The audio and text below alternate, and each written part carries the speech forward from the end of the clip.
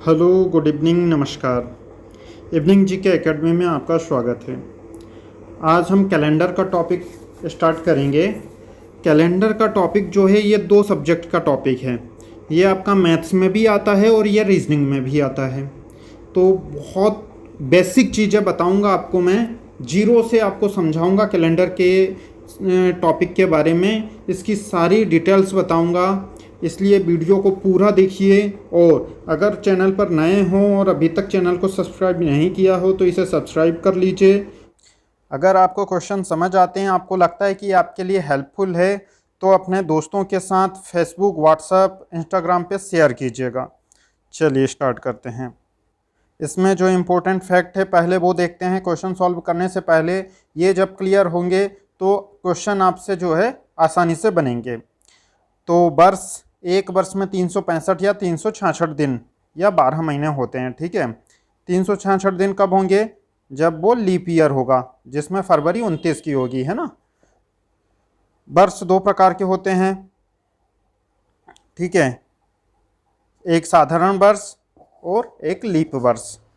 साधारण वर्ष जो है वह वर्ष जिसमें 4 से पूरा पूरा भाग न जाता हो, अर्थात कुछ शेष बच रहा हो, साधारण वर्ष कहलाता है या साधारण वर्ष होगा। इसे आसान भाषा में हम यह कह सकते हैं कि वह वर्ष जो 4 से भाग देने पर पूरी तरह से ना कटे, मतलब कुछ शेष बच जाए, उसे साधारण वर्ष कहेंगे। जैसे 1987, 1993, 1997, 2005, 2013 आदि। साधारण वर्ष में 365 दिन होते हैं। जैसे कि एग्जाम्पल के तौर पे हम इसे देख लेते हैं। जैसे 1987 है ये, है ना। 1987 को 4 से काटते हैं तो 4 त्रि 12, 4 चौके 16। 19 में से 16 माइनस करेंगे, कितना बचेगा? 3। यहाँ 38 हो गए, 4 नाम 36।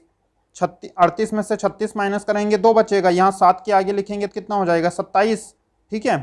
तो 27 को 4 से काटेंगे हम तो 4 छंग 24 हो रहा है ना। 27 में से 24 माइनस करेंगे तो 3 शेष बच रहा है, ठीक है। 3 शेष बच रहा है, मतलब पूरी तरह से जो है ये डिवाइड नहीं हो रहा, मतलब शेषफल 0 नहीं बचे है जिसमें। अगर शेषफल यहाँ पे 0 आ जाता, मतलब ये पूरा कट जाता, तो ये लीप वर्ष हो जाता। लेकिन ये पूरा नहीं कट रहा है, 3 शेष बच रहा है, अभी भी 3 नहीं कट रहा है, तो ये साधारण वर्ष है। समझ आ गया आपको? उसी तरह से जैसे 2005 को लेंगे, ठीक है। 2005 को 4 से काट के देखिए तो 4 पंजे 20, 1 0, 4 एकम 4। 5 में से 4 माइनस करेंगे तो 1 बचेगा ना, 1 शेषफल बच रहा है यहाँ पे भी, मतलब ये भी साधारण वर्ष है, लीप वर्ष नहीं है, ठीक है। तो क्लियर हुआ ये। चलो नेक्स्ट देखते हैं, लीप ईयर। साधारण वर्ष अगर समझ आ गया तो लीप वर्ष जो है आसानी से आपको समझ आ जाएगा। लीप वर्ष क्या बोल रहा है? वह वर्ष जिसमें 4 से भाग देने पर पूरी तरह विभाजित हो जाता है, अर्थात शेषफल 0 आता है, लीप वर्ष होगा। जैसे 1988, 1992, 1996, 2000 आदि। लीप वर्ष में 366 दिन होते हैं। लीप वर्ष में फरवरी जो है 29 दिन की रहेगी और साधारण वर्ष में 28 दिन की रहती है फरवरी, ठीक है। लीप वर्ष में 366 दिन होते हैं।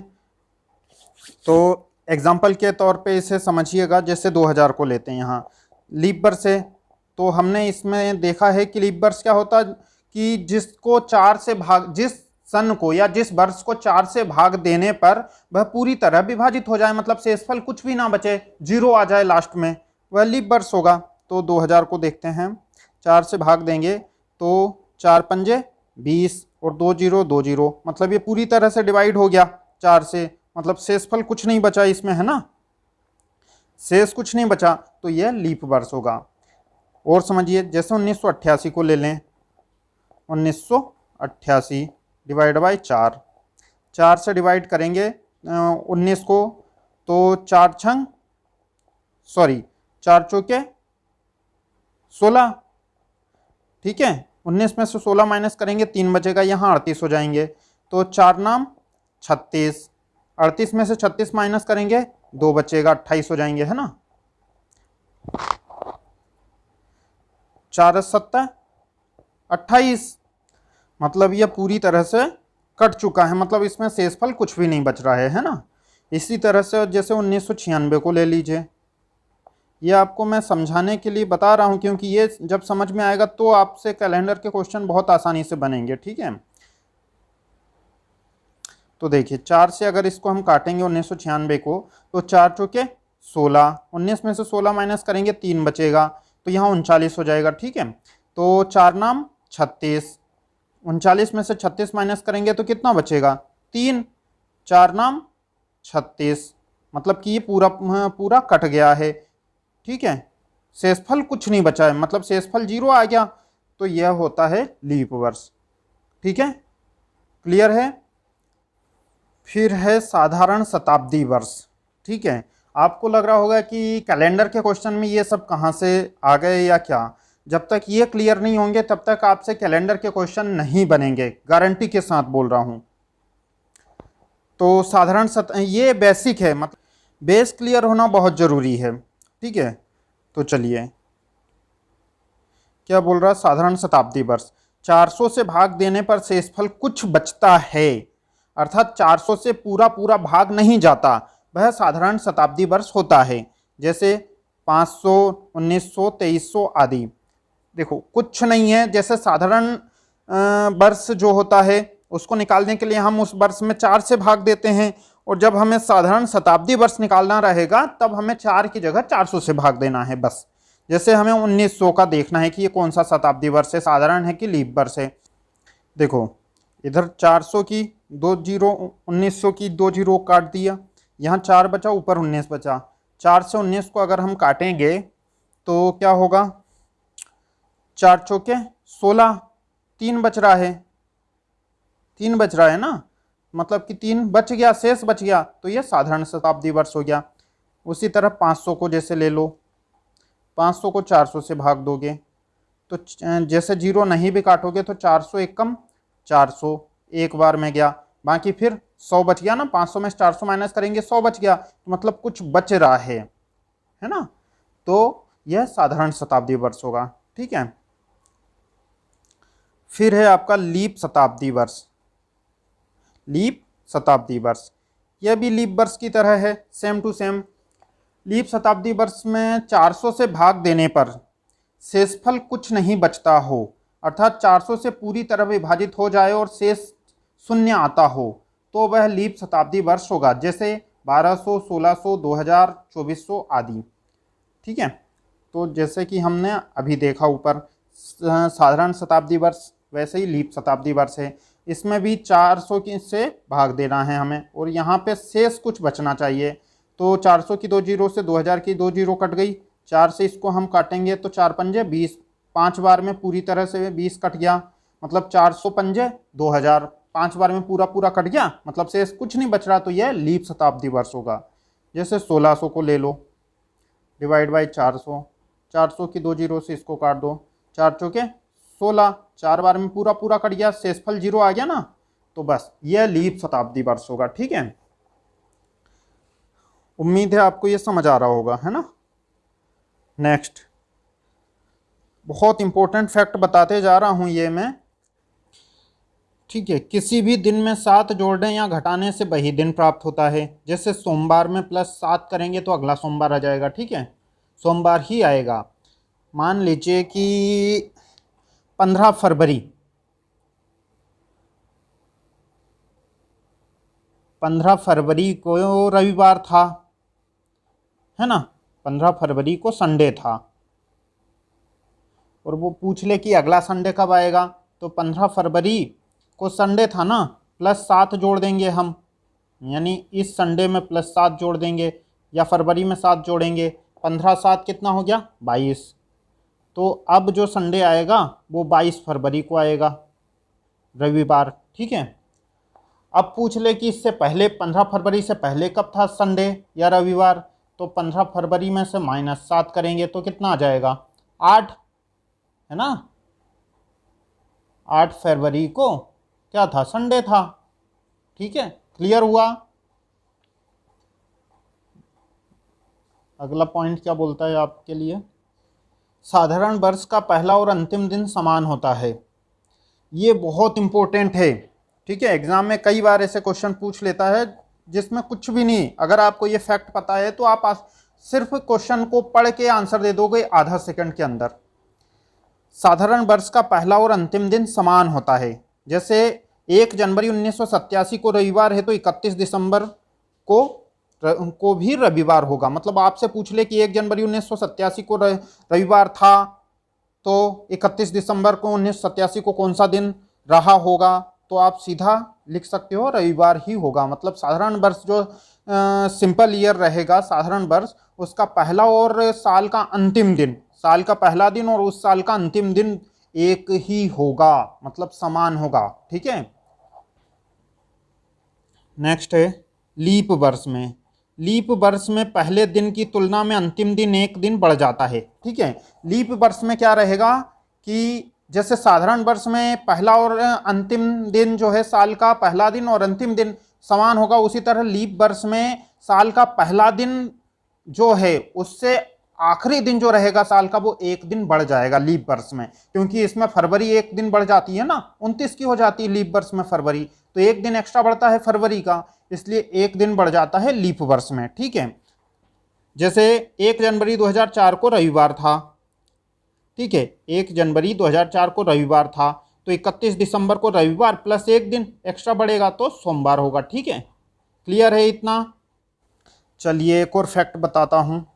साधारण क्रमागत वर्षों में किसी निश्चित तिथि के दिन की तुलना में उसके ठीक अगले वर्ष में उस तिथि को एक दिन बढ़ जाता है, ठीक है। यदि 1 जनवरी 1986 को शुक्रवार था तो 1 जनवरी 1987 को शुक्रवार प्लस एक दिन और बढ़ेगा, है ना, तो शनिवार होगा। मतलब 1986 को 1 जनवरी को शुक्रवार था तो 1987 को हो जाएगा क्या, रविवार, सॉरी शनिवार, और फिर 1988 को हो जाएगा रविवार, ठीक है। हमेशा ये चीज़ ध्यान में रखना। चलिए उसके बाद में ये टेबल है आपके लिए बनाया हूँ, इसको ध्यान से देखिएगा और इसे नोट कर लीजिए, क्योंकि इन टेबल के बिना आप क्वेश्चन सॉल्व नहीं कर सकते, ठीक है। ये देख लो, मैं बोल भी देता हूँ। हाँ देखो, मंथ कोड है, इसमें मंथ कोड है, ये जनवरी फरवरी मार्च अप्रैल मई जून जुलाई अगस्त सितंबर अक्टूबर नवंबर दिसंबर तक, ठीक है। इसमें नॉर्मल ईयर का कोड ये रहेगा, ये सारे नॉर्मल ईयर के कोड है और ये लीप ईयर के, ठीक है। इसमें बस आपका जनवरी फरवरी का चेंज होता है लीप ईयर और नॉर्मल ईयर में। मतलब नॉर्मल ईयर में जो रहेगा वह लीप ईयर में सिर्फ जनवरी और फरवरी का चेंज है, बाकी लीप ईयर में भी बाकी के सारे कोड जो है वो सेम है। तो मंथ कोड में जनवरी का रहेगा नॉर्मल ईयर में 0, फरवरी का 3, मार्च का 3, अप्रैल का 6 या 6, मई का 1, जून का 4, जुलाई का 6, अगस्त का 2, सितंबर का 5, अक्टूबर का 0, नवंबर का 3 और दिसंबर का 5। उसी तरह से लीप ईयर में जो है, लीप ईयर में जनवरी का 6 रहेगा। यहाँ पे जो देखो नॉर्मल ईयर में जनवरी का 0 था कोड, मंथ कोड, लेकिन लीप ईयर में जनवरी का कोड होगा 6। फरवरी में जनवरी का कोड नॉर्मल ईयर में 3 था, 3, तो लीप ईयर में वो होगा 2, ठीक है। बाकी मार्च में सेम रहेगा दोनों का 3, अप्रैल का 6, मई का 1 रहेगा, जून का 4, जुलाई का 4, अगस्त का 2, सितंबर का 5, अक्टूबर का 0, नवंबर का 3 और दिसंबर का 5। क्लियर है, इसे याद कर लीजिएगा। उसके बाद आता है आपका डे कोड, ठीक है। आपको इसके बाद डे कोड रहेगा, मतलब दिन के कोड। तो दिन के कोड भी आपको इम्पोर्टेंट है, याद रखने हैं। कुछ नहीं है, बहुत आसान है। बस इसमें आपको, जैसे आप मंडे से शुरू करते होंगे नॉर्मली, कि मंडे से आपका सप्ताह शुरू होता है, लेकिन मंडे से ना करके आपको संडे से शुरू करना है, ठीक है। संडे से करोगे तो संडे का कोड रहेगा 0, मंडे का 1, ट्यूसडे का 2, वेडनेसडे का 3, थर्सडे का 4, फ्राइडे का 5 और सैटरडे का 6। फिर संडे स्टार्ट हो जाएगा। ठीक है, मतलब संडे से 0 से स्टार्ट करोगे, Monday Tuesday Wednesday Thursday Friday Saturday तक जाओगे। क्लियर है। उसके बाद आता है आपका सेंचुरी कोड, बहुत इंपॉर्टेंट है, इसे भी याद रखिएगा, है ना। ये आपको अभी समझ आएंगे, अभी अब अपन इसके बाद अब क्वेश्चन करेंगे तो आपको पता चलेगा कि यार ये कोड कितने जरूरी है। तो सेंचुरी कोड में देखो 1600 और 2000, मतलब 1600 से लेके 1601 2 3 4 5 ऐसा करते करते 1699 तक के जो कोड रहेंगे वो रहेगा 6। उसी तरह 2000 का, जैसे अभी 2000 चल रहा है, मतलब कि आपका जो सेंचुरी चल रही वो 2000 की चल रही है ना, 2020 चल रहा है अभी वर्तमान में। तो 1600 और 2000 का दोनों का सेंचुरी कोड सेम रहेगा, एक ही है, मतलब 6। ठीक है। उसी तरह 1700, अभी 2000 का जो कोड है, अभी 2099 के बाद, मतलब कि 2000 चल रहा, 2099 के बाद फिर 2100 लगेगा ना, तो फिर 2100 का जो कोड होगा वो हो जाएगा 4 मतलब कि 1700 और 2100 का कोड रहेगा 4। उसी तरह 1800 और 2200 सेंचुरी का कोड रहेगा 2, और 1900 और 2300 का कोड रहेगा 0। क्लियर है। ठीक है, तो इतना आपको समझ आया होगा, जो मैं बताया हूं ये समझ आया होगा। तो अब अपन क्वेश्चन करते हैं। ठीक है, क्वेश्चन क्या है, पहला क्वेश्चन, 3 मई 1999 को सप्ताह का कौन सा दिन था। आया क्वेश्चन आपके सामने, 3 मई 1999 को सप्ताह का कौन सा दिन था। तो देखिए इसके लिए क्या करेंगे, सबसे पहले लिखेंगे हम डेट। ठीक है, डेट कितनी, 3 मई। मंथ कोड लिखेंगे,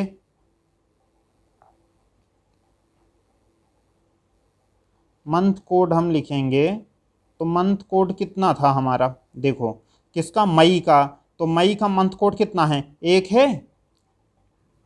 ठीक है, मई का मंथ कोड 1 है, तो यहाँ पे हम मंथ कोड लिखेंगे मई का 1। उसके बाद last 2 digit, last 2 digit of year, last 2 digit of year. तो कब, 1999 का पूछ रहा, तो इसकी आखिरी की 2 डिजिट क्या है, 99 है, ये 99। लीप ईयर चेक कैसे करेंगे, 99 लास्ट 2 डिजिट उठा रहे हैं ना, तो 99 डिवाइड बाई 4, लीप ईयर उसी से चेक करेंगे ना। तो 4 से इसको काटेंगे, 4 दूना 8, यहाँ कितना 1 बच गया, 19 हो गया, 4 चौके 16, और फिर कितना 3 बच रहा ना एक्स्ट्रा, तो टोटल जो है 24 लीप ईयर पड़ेंगे, है ना। तो लीप ईयर कितने पड़ रहे हैं, 24। ठीक है, और सेंचुरी कोड फिर लिखेंगे हम, सेंचुरी कोड 1999 है ना, तो देखो 1900 से 1900, ये देखो 1900 से 1999 तक का जो कोड रहेगा वो सेम रहेगा, फिर 2000 लग जाएगा, तो 1900 और 2300 का कोड क्या है, 0, तो सेंचुरी कोड हो गया यहाँ 0। इन सभी को जोड़ देंगे हम, तो देखो 9 1 10 3 13 और 4 17, 17 के साथ यहाँ से लाया 1, 9 और 1 10 और 2 12, टोटल हो गए 127। ठीक है, 127 टोटल हो गया। इसको हम डिवाइड बाय करेंगे 7, एक सप्ताह में 7 दिन होते हैं ना, तो 7 से हम इसको काटेंगे, तो 7 एक कम 7, 12 में से 7 माइनस करेंगे कितना बचेगा, 5, है ना। 7 8 56, 18 बार में पूरा कट रहा है, 57 है टोटल यहाँ, और 56 आया है, एक बच गया, मतलब कि एक बच रहा है ना। तो एक ये डे कोड है, एक किसका कोड था, हमने ऊपर देखा था कि डे कोड, एक किसका कोड है, मंडे का है ना। तो क्या आ गया दिन हमारा, मतलब कि 3 मई 1999 को कौन सा दिन हो गया, मंडे। ठीक है, मंडे मतलब कि सोमवार था, 3 मई 1999 को। क्लियर है, समझ आया आपको।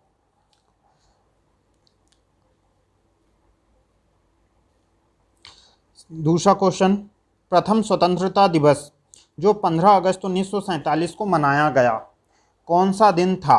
अब 15 अगस्त 1947 को कौन सा दिन था ये निकालना है हमें। तो जैसा मैंने अभी बताया, सबसे पहले क्या लिखेंगे हम, डेट लिखेंगे। ठीक है, डेट कितनी है, 15 अगस्त का बोल रहा है वो।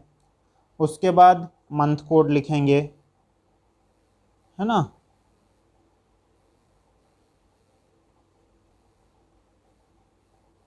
मंथ कोड, तो मंथ कोड आपका अगस्त का क्या है, 2 है। आप ये एक पेपर में लिख के या किसी भी कॉपी में जिसमें भी लिख के ये कोड सारे साइड में रख लेना। जब भी क्वेश्चन करो तो जब जितने ज़्यादा क्वेश्चन लगाओगे ये कोड वो करोगे लिखोगे तो आपको याद हो जाएंगे, तो फिर आपको जो है प्रॉब्लम नहीं जाएगी। तो अगस्त का कोड 2 हो गया, मंथ कोड। उसके बाद लास्ट 2 डिजिट, लास्ट 2 मतलब आखिरी की 2 संख्या ईयर की, लास्ट 2 डिजिट ऑफ, सॉरी,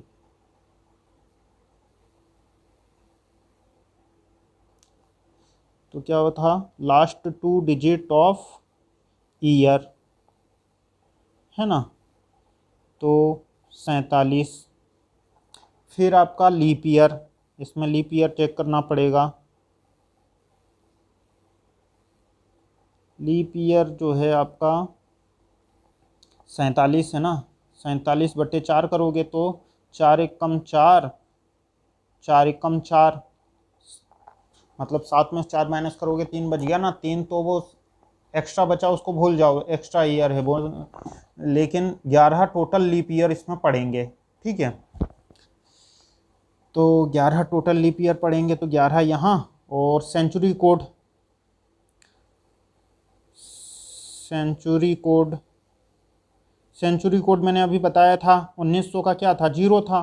बस इन सभी का टोटल करेंगे तो 7 5 12, 2 14 और 1 15 के 5 हासिल आया, 1 4 और 2 6 और 1 7। तो टोटल ये काउंट करेंगे तो 75 हो जाएगा। इसको 7 से हम डिवाइड कर देंगे, 7 से काटेंगे। ठीक है, तो 7 एकम 7, 1 0, मतलब 7 धाम 70, 5 एक्स्ट्रा, तो 5 कौन से दिन का कोड है, 5 जो है 5 वो है शुक्रवार का कोड, शुक्रवार का कोड है 5, है ना, फ्राइडे बोल सकते हैं। तो ये होगा इसका आंसर, मतलब कि शुक्रवार था 15 अगस्त 1947 को, जो पहला स्वतंत्रता दिवस हमने मनाया था उस दिन क्या था, शुक्रवार था। क्लियर है। नेक्स्ट, प्रथम गणतंत्र दिवस जो 26 जनवरी 1950 को मनाया गया कौन सा दिन था।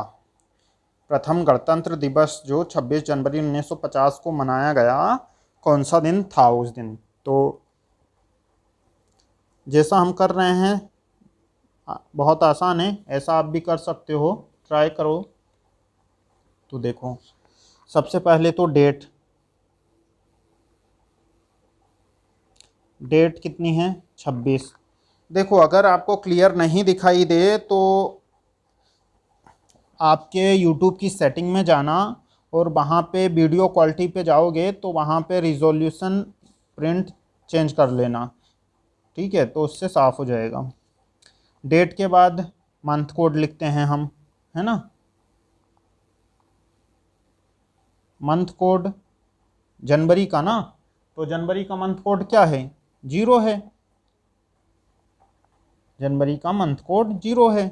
फिर last 2 digit, last 2 digit of year,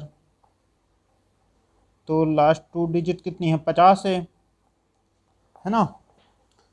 और लीप ईयर, लीप ईयर कितने पढ़ रहे हैं, 50/4 करेंगे हम। तो 4 से इसको काटेंगे तो 4 एकम 4, बचे यहाँ कितना 1, 4 दूना 8, मतलब टोटल 12 लीप ईयर पढ़ रहे हैं। ठीक है, उसके बाद सेंचुरी कोड, सेंचुरी कोड। तो सेंचुरी कोड क्या है, 1900 का है ना ये भी, तो 1900 का सेंचुरी कोड क्या है, 0। इन सभी का टोटल करेंगे तो 6 और 2 8 हो जाएंगे और 5 3 8 हो जाएंगे, मतलब 88 टोटल हो गया। इसको डिवाइड बाय 7 करेंगे, है ना। तो 7 से 88 को काटेंगे हम, तो 7 एकम 7, इधर 1 हो गया, 7 दूना 14, 18 में से 14 माइनस करेंगे तो कितना बचेगा, 18 में से 14 माइनस करेंगे तो 4 बचेगा। 4 के कौन से दिन का कोड है, 4 किस डे का कोड है, तो 4 है थर्सडे का कोड, थर्सडे का है ना। थर्सडे बोले तो गुरुवार, गुरुवार भी समझ ना आए आपको तो बृहस्पतिवार बोल सकते हैं। क्या बोल सकते हैं, बृहस्पतिवार। बृहस्पतिवार था 26 जनवरी 1950 को, जो हमारा पहला गणतंत्र दिवस था। क्लियर है। अगला क्वेश्चन क्या बोल रहा है, चौथा, यदि 15 अगस्त 1997 को शुक्रवार था तो 15 अगस्त 1998 को कौन सा दिन रहा होगा। ठीक है, बहुत आसान है, मज़ा आएगा। क्या बोल रहा है, 15 अगस्त 1997 को शुक्रवार था तो 15 अगस्त 1998 को कौन सा दिन रहा होगा। तो मैंने आपको बताया था कि 1997 को पहले चेक करो कि ये नॉर्मल ईयर है या लीप ईयर है। तो 4 से अगर हम इसको काटेंगे तो 4 चौके 16, बचे कितने 3, 4 नाम 36, बचे कितने 3, 4 नाम 36, एक बच रहा है, मतलब शेष फल, शेष एक बच रहा है ना। तो जब एक बच रहा है शेष, तो यह मतलब साधारण वर्ष है, लीप ईयर तो नहीं है, क्योंकि जब कुछ शेष बचता है तो वो साधारण वर्ष होता है। तो साधारण वर्ष में मैंने बताया था कि किसी भी निश्चित तिथि का जो दिन रहेगा वो अगले वर्ष अपने पिछले वर्ष की तुलना में एक दिन बढ़ जाता है। ठीक है, साधारण वर्ष में मतलब कि 1997 को पूछा उसने, 15 अगस्त 1997 को कौन सा दिन, मतलब शुक्रवार था, तो 15 अगस्त 1998 को कौन सा दिन, तो साधारण वर्ष में अगले साल एक दिन बढ़ जाएगा, तो शुक्रवार प्लस 1 जोड़ देंगे तो क्या हो जाएगा, शनिवार, मतलब कि 15 अगस्त 1998 को हो जाएगा शनिवार रहा होगा। ठीक है, ये होगा इसका आंसर। क्लियर है, मेरी बात समझ आ रही है, आ रही हो तो बहुत अच्छी बात है। 5वां क्वेश्चन, यदि वर्ष जो कि लीप वर्ष नहीं हो का पहला दिन शुक्रवार हो तो उस वर्ष का आखिरी दिन कौन सा होगा। बहुत बढ़िया क्वेश्चन है। अगर आपने ध्यान दिया होगा तो ऊपर जब मैं आपको ये फैक्ट बता रहा था, बेसिक चीज़ें, तब उसमें यह चीज़ मैं आपको बताया था कि यदि वर्ष जो कि लीप वर्ष नहीं हो पहला दिन शुक्रवार हो तो उस वर्ष का आखिरी दिन कौन सा होगा। समझ गए। तो देखो मैंने क्या बोला था कि साधारण वर्ष का मतलब यहाँ पे स्पष्ट बोल रहा है वो कि यदि वर्ष जो लीप वर्ष नहीं हो, मतलब लीप वर्ष नहीं है मतलब वो साधारण वर्ष है, तो मैंने क्या बोला था कि साधारण वर्ष का पहला और आखिरी दिन समान होता है, मतलब एक ही होगा। तो आखिरी दिन भी क्या होगा, उस वर्ष का अंतिम दिन, वो भी फ्राइडे ही होगा। ठीक है, क्या होगा, शुक्रवार ही होगा। ठीक है, ये होगा इसका आंसर। क्लियर है।